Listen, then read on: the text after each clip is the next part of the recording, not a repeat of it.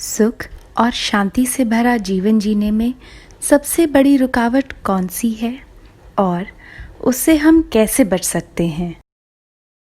हम सब चाहते हैं कि हमारी ज़िंदगी शांत रहे, सुख से भरपूर रहे। सबसे बड़ा बाधा सुख चैन की ज़िंदगी में जो आता है वो है हमारी होमे का, हमारी ईगो का।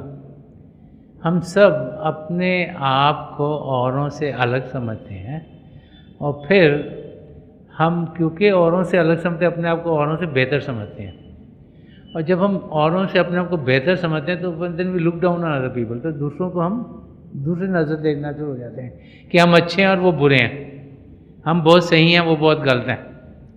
और जब ऐसे विचार इंसान के अंदर आते हैं तो हलचल क्रिएट हो जाती है, डिफ़िकल्टीज लाइफ में आनी शुरू हो जाती हैं। हम अपने आप को एक पेडेस्टल में, एक ऊंचे स्तर पर रखना शुरू कर देते हैं। और सुख चैन और शांति इंसान की ज़िंदगी में तब आती है जबकि हम अपने आप को सब जैसा समझते हैं। तो अपने होमे को अगर कंट्रोल कर पाएँ और ये जाने कि हम सब एक ही हैं, जब हम सोचते हैं हम सब एक ही हैं तो फिर हम औरों के साथ व्यवहार प्यार का करेंगे।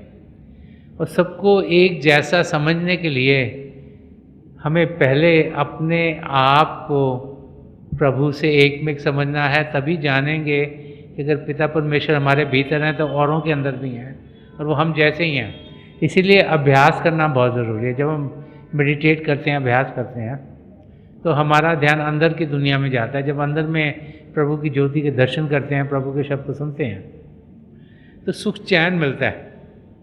जो वो सुख चैन मिलता है उसमें ये भी अनुभव होता है कि प्रभु हमारे अंग संग हैं। और जब ये अनुभव होता है तो ऑटोमेटिकली ये रियलाइजेशन हो जाती है कि अगर हमारे अंदर प्रभु हैं तो औरों के अंदर भी हैं।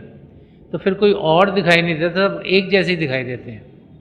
उस अवस्था में फिर हम सुख शांति से हर एक के साथ व्यवहार करते हैं। हम ये नहीं सोचते कि मेरे को ज़्यादा मिल जाए, मेरा ये हो जाए, मेरा वो हो जाए।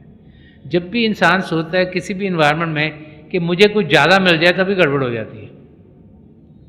अगर सब कुछ चीज़ें बराबर बराबर मिले तो किसी को कोई तकलीफ नहीं होती।